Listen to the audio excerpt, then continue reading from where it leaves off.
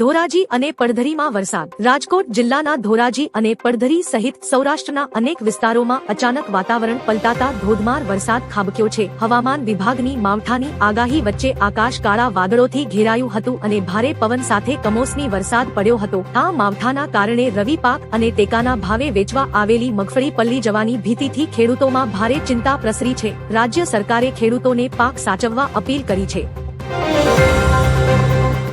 ભારત જાપાનને પછાડી ચોથું સૌથી મોટું અર્થતંત્ર બન્યું. ભારત જાપાનને પછાડી વિશ્વનું ચોથું સૌથી મોટું અર્થતંત્ર બન્યું છે. વર્ષના અંતે આવેલી આર્થિક સમીક્ષા મુજબ ભારતની જીડીપી $4.18 ટ્રિલિયન પર પહોંચી ગઈ છે. હવે ભારત આગામી 2.5 થી 3 વર્ષમાં જર્મનીને પાછળ છોડી ત્રીજા સ્થાને પહોંચવાના લક્ષ્ય સાથે આગળ વધી રહ્યું છે. 2030 સુધીમાં ભારતની જીડીપી $7.3 ટ્રિલિયન થવાનો અંદાજ છે, જેની અંતિમ પુષ્ટિ 2026માં IMF સત્તાવાર આંકડાઓ દ્વારા કરવામાં આવશે.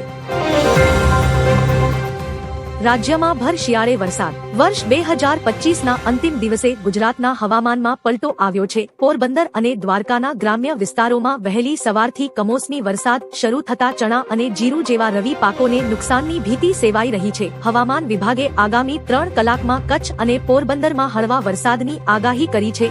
અમદાવાદમાં ધુમ્મસભર્યા વાતાવરણ વચ્ચે પ્રદૂષણ વધ્યું છે, જ્યારે રાજ્યમાં ઠંડીનું જોર પણ વધવાની શક્યતા છે.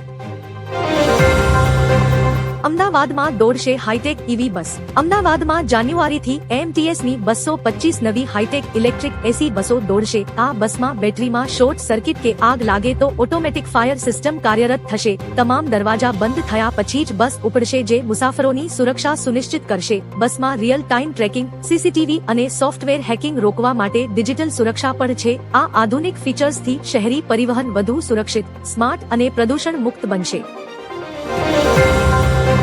કચ્છમાં ભરશિયાળે ચોમાસું જામ્યું. કચ્છ જિલ્લાના વાતાવરણમાં અચાનક પલટો આવતા સરહદી વિસ્તારોમાં ભરશિયાળે માવઠું થયું છે. ચોબારી, વાગડ, બેણપ અને સુઈગામ સહિત ધોરો અને લુડબાઈ ગામોમાં વરસાદી ઝાપટા પડતા ચોમાસા જેવો માહોલ સર્જાયો હતો. આ કમોસમી વરસાદને કારણે ખેતીના પાકને મોટું નુકસાન થવાની ભીતિ સેવાઈ રહી છે, જેનાથી સરહદી પંથકના ખેડૂતોમાં ભારે ચિંતાની લહેર પ્રસરી ગઈ છે.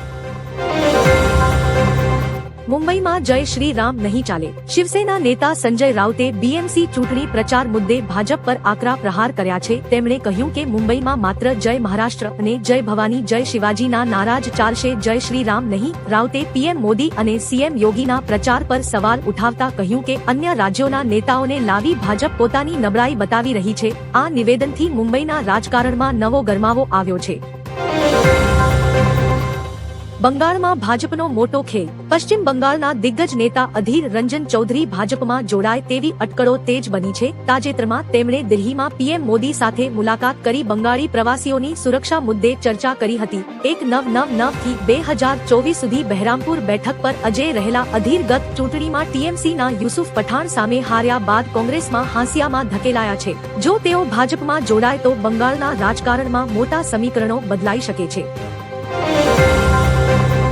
નવી સહકારી બેંકોને મંજૂરી. CM પટેલની અધ્યક્ષતામાં મળેલી કેબિનેટ બેઠકમાં ગુજરાતમાં નવી જિલ્લા મધ્યસ્થ સહકારી બેંકોની રચનાને સૈદ્ધાંતિક મંજૂરી આપવામાં આવી. પ્રવક્તા મંત્રીએ જણાવ્યું કે નાબાર્ડની ભલામણ મુજબ પંચમહાલ, સાબરકાંઠા, સુરત અને વડોદરા જેવી મોટી બેંકોના વિભાજનથી દાહોદ, અરવલ્લી, તાપી અને છોટા ઉદેપુર સહિતના જિલ્લાઓમાં નવી બેંકો બનશે. આ નિર્ણયથી ખેડૂતો અને સહકારી માળખાને સ્થાનિક સ્તરે મજબૂતી અને સુવિધા પ્રાપ્ત થશે. એક સાથે 2 પ્રલય મિસાઇલ સફળ. સંરક્ષણ સંશોધન અને વિકાસ સંસ્થા દ્વારા ઓડિશાના ચાંદીપુર ખાતે આવેલા ઇન્ટિગ્રેટેડ ટેસ્ટ રેન્જથી એક જ લોન્ચર દ્વારા 2 પ્રલય મિસાઇલનું સફળતાપૂર્વક લોન્ચિંગ કરવામાં આવ્યું છે. આ પરીક્ષણ યુઝર ઇવેલ્યુએશન ટ્રાયલનો ભાગ હતું, જેમાં બંને મિસાઇલે નક્કી કરેલા તમામ લક્ષ્યો પૂરા કર્યા. ટેલિમેટ્રી સિસ્ટમ અને ટ્રેકિંગ સેન્સર્સ દ્વારા મિસાઇલોની ચોકસાઈની પુષ્ટિ કરાઈ છે, જે ભારતની સંરક્ષણ શક્તિમાં મોટો વધારો કરશે. આ પેન કિલર દવા પર લાગ્યો તાત્કાલિક પ્રતિબંધ. કેન્દ્ર સરકારે પેન કિલર દવા નાઇમેસુલાઇડ અંગે મોટો નિર્ણય લીધો છે. હવે 100 mg થી વધુ ક્ષમતા ધરાવતી આ દવાની ગોળીઓના ઉત્પાદન, વેચાણ અને વિતરણ પર તાત્કાલિક પ્રતિબંધ મૂકવામાં આવ્યો છે. સરકારના જણાવ્યા મુજબ આ દવા સ્વાસ્થ્ય માટે હાનિકારક હોઈ શકે છે અને બજારમાં તેના સુરક્ષિત વિકલ્પો ઉપલબ્ધ છે. આ પ્રતિબંધ ડ્રગ્સ એન્ડ કોસ્મેટિક્સ એક્ટ 1940 હેઠળ લગાવવામાં આવ્યો છે.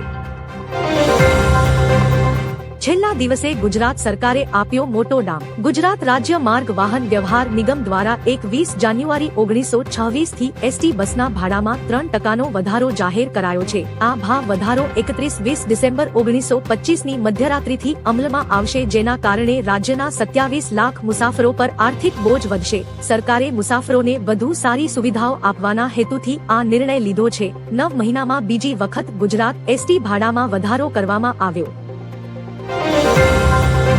ભારત હવે 50 વર્ષ સુધી હુમલો નહીં કરે। આતંકી સંગઠન લશ્કર એ તૈબાના સ્થાપક હાફિઝ સઈદે પાકિસ્તાનથી ભારત વિરુદ્ધ ફરી ઝેર ઓક્યું છે। ડેપ્યુટી ચીફ સૈફુલ્લા કસૂરી દ્વારા જાહેર કરાયેલા વિડીયોમાં દાવો કરાયો છે કે ભારતની ધમકીઓ માત્ર બકવાસ છે। સઈદના મતે ભારતને 6 મહિના પહેલા એવો જખ્મ મળ્યો છે કે તે આગામી 50 વર્ષ સુધી હુમલો નહીં કરે। આ નિવેદન ભારત સરકારના ઓપરેશન સિંદૂર બાદ આતંકીઓમાં વ્યાપેલી ગભરામણ છુપાવવાનો પ્રયાસ છે। ડિજિટલ એરેસ્ટ વડોદરાના એમએલએનો ગૃહમંત્રીને કડક પત્ર। વડોદરાના ધારાસભ્ય યોગેશ પટેલને ડિજિટલ એરેસ્ટ કરવાના પ્રયાસ બાદ તેમણે હર્ષ સંઘવીને પત્ર લખી નવા કાયદાની માંગ કરી છે। તેમણે સૂચન કર્યું કે સિમ કાર્ડ માત્ર ઓથોરાઇઝ્ડ ડીલર જ વેચે અને લેનાર સાથે 2 સાક્ષીઓના બાયોમેટ્રિક પુરાવા પણ લેવા જોઈએ। સાયબર માફિયાએ તમને પોલીસના નામે ફોન કરતા ધારાસભ્યએ તેને જડબાતોડ જવાબ આપ્યો હતો। હવે આ અંગે કડક નિયમો લાવવા રજૂઆત કરી રહ્યા છે। દીવમાં સિલિન્ડર બ્લાસ્ટ, તમામ ઘરવખરી બળીને ખાક। દીવના ઘોઘલામાં મીઠાબાવા વિસ્તારમાં શોર્ટ સર્કિટને કારણે ગેસ સિલિન્ડર ફાટતા ભયાનક આગ લાગી હતી। ભાડાના મકાનમાં સર્જાયેલી આ દુર્ઘટનામાં ઘરનું અનાજ, કિંમતી દસ્તાવેજો અને તમામ માલસામાન બળીને રાખ થઈ ગયો છે। ફાયર બ્રિગેડે સમયસૂચકતા વાપરી આગ પર કાબુ મેળવ્યો હતો। સદનસીબે જાનહાનિ ટળી છે, પરંતુ જીવનભરની મૂડી નાશ પામી છે। બુરખા ઉતારી મહિલાઓ રસ્તા પર મોટો બળવો। ઈરાનમાં આર્થિક પાયમાલી અને કટ્ટરવાદી શાસન વિરુદ્ધ લાખો લોકો રસ્તા પર ઉતર્યા છે। મોંઘવારીનો દર 42% પહોંચતા તેહરાન સહિત અનેક શહેરોમાં તાનાશાહી મુર્દાબાદના નારા લાગી રહ્યા છે। મહિલાઓ બુરખા ફગાવી વિરોધ પ્રદર્શન કરી રહી છે। ઇઝરાયલ અને અમેરિકાના વધતા દબાણ વચ્ચે સુપ્રીમ લીડર ખામેનેઈ સામે સર્જાયેલું આ સંકટ ઈરાનના ઇસ્લામિક શાસન માટે મોટો પડકાર બની ગયું છે। સાઉદી યુએઈ વચ્ચે તણાવ, મિત્રતામાં પડી તિરાડ। સાઉદી અરેબિયા અને યુએઈ વચ્ચેની વર્ષો જૂની મિત્રતામાં ભંગાણ પડ્યું છે। સાઉદીએ યમનના મુકલ્લા બંદર પર યુએઈના જહાજો પર હુમલો કરી તેમને નષ્ટ કર્યા છે। સાઉદીનો દાવો છે કે આ જહાજો તેના દુશ્મન ગણાતા અલગતાવાદી જૂથો માટે હથિયારો ઉતારી રહ્યા હતા। રાષ્ટ્રીય સુરક્ષાને રેડ લાઇન ગણાવી સાઉદીએ 24 કલાકનું અલ્ટિમેટમ આપ્યું છે। આ ઘટનાથી આરબ દેશોમાં ભારે ખળભળાટ મચ્યો છે।